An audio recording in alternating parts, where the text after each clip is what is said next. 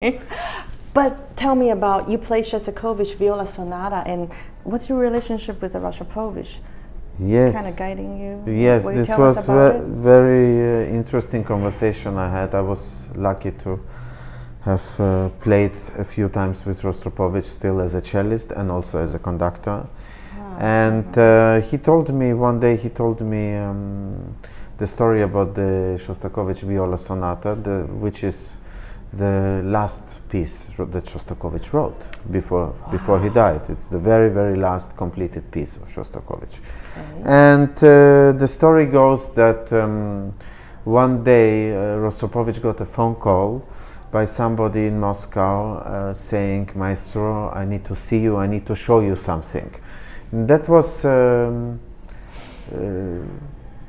the year 2000, so just, you know, like maybe Rostropovich died in 2007, I think, so a couple of years before his death. And he said, "What is it about?" He said, "No, I cannot tell you, I need to show you something." So anyways, the person traveled to Paris, he met Rostropovich, and he showed him the original manuscript of the Viola Sonata, but in the bass clef.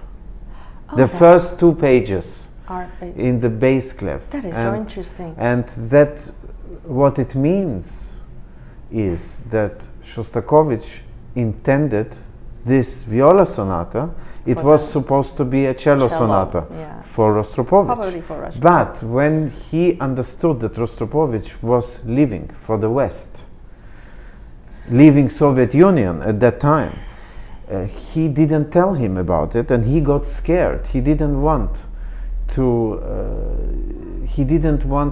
write the piece for Rostropovich, knowing that Rostropovich was going to the West. I see. And because Shostakovich all his life was very scared because of Stalin, because of the whole regime. He was always scared for his life.